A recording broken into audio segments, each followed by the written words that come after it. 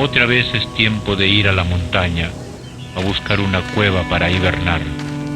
Voy sin mentirme. La montaña no es madre.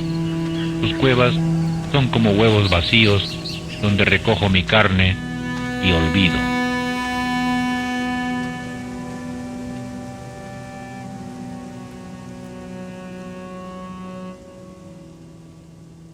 Mi relación con José era pues más que como mamá que como hermano. Yo conocí a José en febrero de 1975, embarcado en la motonave. Eran estos barcos de la Compañía Italia de Vapores, una compañía del Estado, que traían a los inmigrantes y mercaderías desde Génova y Nápoles hasta Valparaíso. Conocí a Pepe más o menos el año 63, probablemente 62, 63, en una academia de Bellas Artes de Trujillo. Hemos pintado juntos ahí, ¿no? Y nos hemos hecho amigos. José hacía de modelo en el taller de Pedro Azabache y Mechi Ibáñez recibía clases ahí de pintura. José la acompañaba y ahí fue que lo conocí. De inmediato nos tuvimos una antipatía mutua que se rompió 2 años después cuando en una reunión nos hicimos muy amigos. Tendríamos unos 18 años cada uno, ¿no? Yo lo conocí de casualidad, por escaparme del trabajo, en realidad. Yo trabajaba en ese momento para la Fundación Telefónica, estaba en una oficina del IEP, creo, trabajando porque había proyectos conjuntos. Entonces habíamos hecho antes una página web de literatura y el único, claro, después me daría cuenta porque que había mandado todo ordenado y con todos sus datos completos y con teléfono, dirección, etcétera, era José. Entonces lo llamé y le dije, mira, quisiera que nos hagas este texto, etcétera. Dijo, ya te lo tengo para tal día. Entonces le dije, mira, yo con tal de salir de la oficina, le dije, yo lo recojo, yo voy a recoger. Para mí José está asociado a esta casa, ¿no? Y recuerdo siempre a José que salía de su casa con su andar, con su parsimonia, ¿no? Lentamente. Llegaba cuando estábamos cenando, nosotros temprano, ya los chicos acostados, y arrancaba pues la conversación, ¿no? Dime, ¿y cuando caminaba movía siempre el hombro como Yojimbo el Bravo o ya no? Sí, sí. Y con un cigarro partido por la mitad en la boca. Era tímido de chico, pero sí era bien sensible, era bien... Por ejemplo, allá en el pueblo decían, porque yo hacía todo sensible, todo así, ahí decían mariconcito. Muy sensible era. Esta infancia pasada en Laredo, en ese ambiente más o menos rural, en ese espacio, además poco urbano, ¿no es cierto? O sea, en sentido de río, mar, animales, que siempre aparecen después en sus poemas, marcaron mucho. Y Watanabe dice, el escenario es Laredo y todo lo coloco en Laredo. Las cosas que cuenta, que son interesantes, pudieron haber sucedido en cualquier otra parte. Muchos de los poemas que José escribió, digamos, mucho tiempo después de haber salido en Laredo, no ocurrieron en Laredo probablemente, ¿no es cierto? Pero era el espacio en que él ambientaba o el espacio al que él volvía siempre, ¿no? Para poner ahí las cosas o para poner ahí sus poemas, ¿no? La señorita Esterache era mi maestra rural. Ella dilató por primera vez la nariz de mi corazón. Una arbitrariedad de niño sospechó su reconditez como fruta de rápido zumo, unas veces naranja, otras ciruela de Chile. En la escuela rural sabíamos poco, pero sospechábamos mucho. Yo más quería que se iba a ir más por la pintura, porque le gustaba también pintar. Y no dibujaba mal, ¿eh? Y él entró a la Escuela de Bellas Artes en Trujillo, pero no se quedó mucho tiempo ahí, porque tenía un compañero que acabó siendo psiquiatra, José Luis Lining, que según José dibujaba mucho mejor que él, entonces lo traumatizó. Pero él siempre ha tenido ojo de pintor, lo ha demostrado con las películas y lo demuestra en sus poemas. Y yo creo que los poetas pintores se deciden por la poesía porque la poesía puede incorporar una dimensión más que no hay en la pintura, que es el tiempo. Y en el cine, por ejemplo, él entró como guionista cuando Chicho Durán le pidió que le hiciera el guión para Ojos de Perro. Al mismo tiempo le interesaban mucho las cosas manuales y luego en la época que estuvo haciendo cuentos para niños, de hecho una pequeña serie de cuentos que se hizo con unos muñequitos que él armó, ¿no? Con nueces, con frijoles, con un montón de estas cositas, ¿no? Sí, Watanabe se ha dedicado a una serie de actividades. Creo que uno por inquieto, su creatividad, y quizás por necesidad también, ¿sí? Se regateaba haciendo taxi. Claro, y como su especialidad era ser lechucero, entonces hacía taxi nocturno. Entonces, claro, también recogía historias de calle, ¿no? De cosas que sucedían en la ciudad cuando uno duerme. Y curiosamente era una persona que no había manejado en su vida y que más o menos creo que yo le enseñé un poco a manejar. Fue también un gran falsificador, que cuando estuvo militando él falsificaba documentos, pasaportes, sobre todo pasaportes, para gente que estaba perseguida. Era el rey de la tertulia en la noche, ¿no? Entonces comenzaba a contar historias de lo que sea, no me acuerdo, pero te encantilaban, te metían en la historia. Entonces era una tortura doble, pues, porque tú estabas que te querías ir a dormir, te morías de sueño, pero por otro lado no podías dejar de escuchar y de estar con él y conversar. Hasta que ya llegó un momento de ruptura y decías, no, ya no quiero más a escucharte, me voy. Porque él paraba cada 3 o 4 metros para no avanzar y no llegar a la puerta. Entonces, sí, pues, claro. y seguía conversando, la hacía larga, como se dice, y tocaba y agarraba otro tema o cerraba temas que habían quedado inconclusos. O en la puerta comenzaba con lo más importante y lo más ya, eso era fascinante. Sí. Y en la puerta con el puño para abrir. Sí. Entonces uno no podía...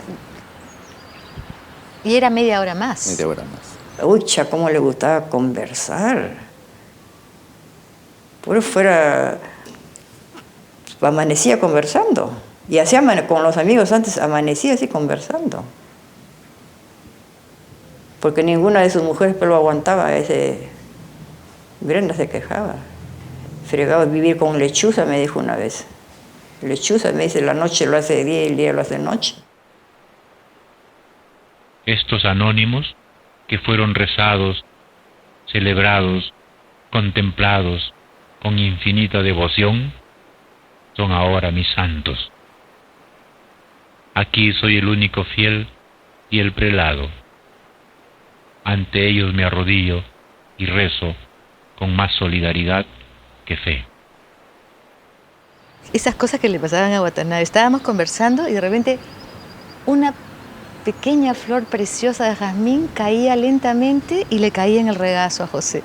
Entonces él sentía que era... Tocado por los dioses. Tocado por los dioses, un homenaje que les dio el jardín japonés a José, que nunca, jamás tocó realmente ni trabajó en el jardín. Pucha, que era más vanidoso que él.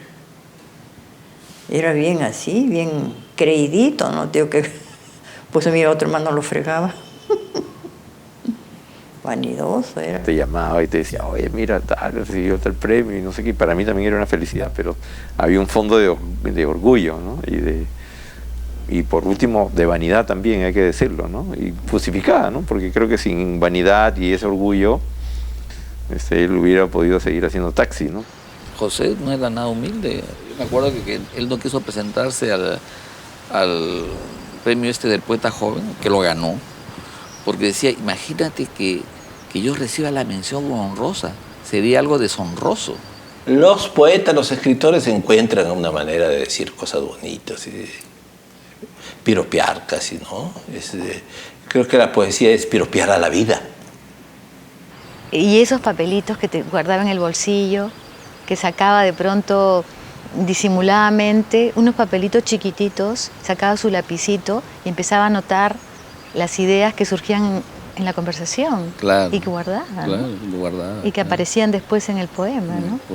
Recuerdo una vez que escribió un poema que tenía un montón de páginas, ¿no? Un poema bien largo y que se dedicó, además José corregía y corregía al infinito. Y al final lo tiró todo y quedó convertido en un poema bastante breve que está en uno de sus libros. Mi cuerpo no es mucho. Soy una palada de órganos enterrados en la arena. Y los bordes imperceptibles de mi carne no están muy lejos. A veces sueño que me expando y ondulo como una llanura, sereno y sin miedo, y más grande que los más grandes. Yo soy entonces toda la arena, todo el vasto fondo marino. Pánico le tenía la mano.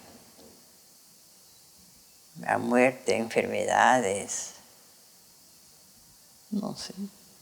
Desde chiquillo ha sido así.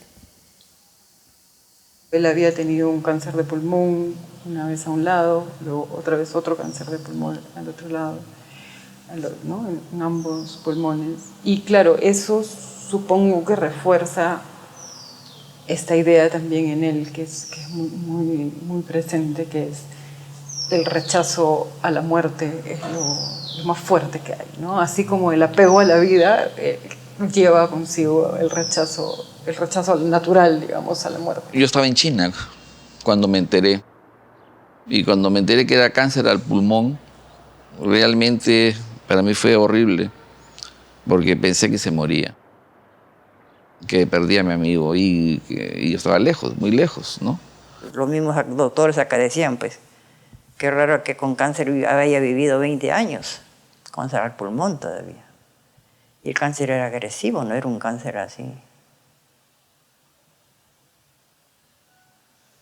Como te digo, en ese lapso ha escrito más, mejores poemas, dicen, que antes más joven. Más.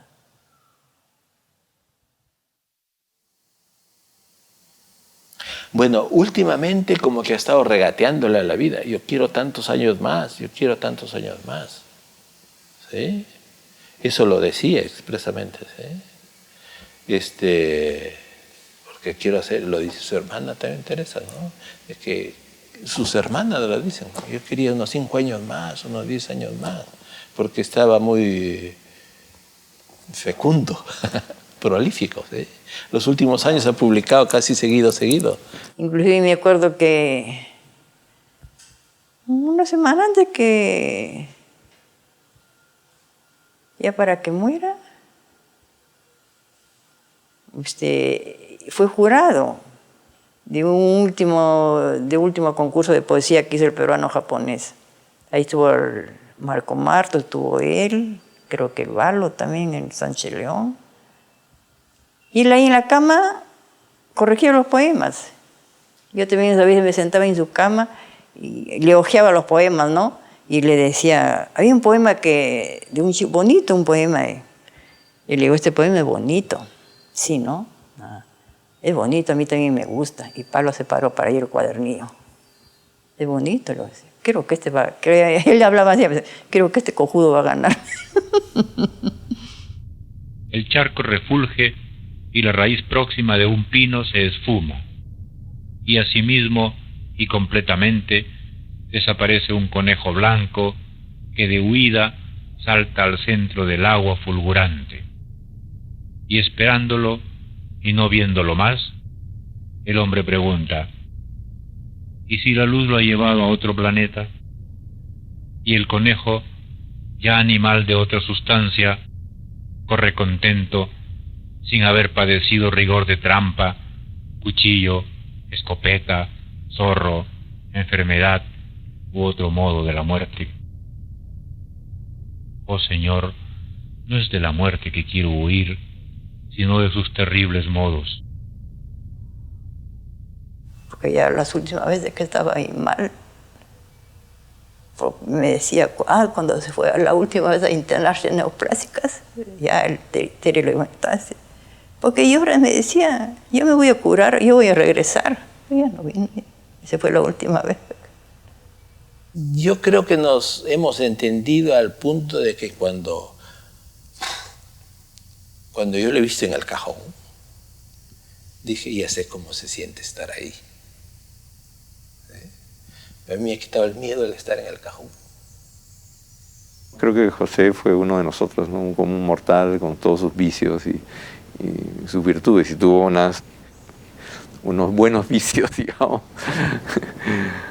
Los supo manejar, otros no, pero tuvo virtudes, ¿no? Y creo que nos ha dejado una herencia con toda su poética, ¿no? O sea, y con sus anécdotas, con su amistad, con el recuerdo, ¿no? Y bueno, José ha sido un personaje en mi vida. Y lo recuerdo mucho y lo recordaré siempre, me acompaña. Le debo, no sé, o sea, le debo muchas de las cosas que yo puedo hacer ahora, ¿no? Y que de repente antes me hubieran sido más difíciles. José Watanabe, un muchacho que en su juventud tenía la manía de mover el hombro como Yojimbo el Bravo y que con el tiempo se fue convirtiendo en el guardián del hielo.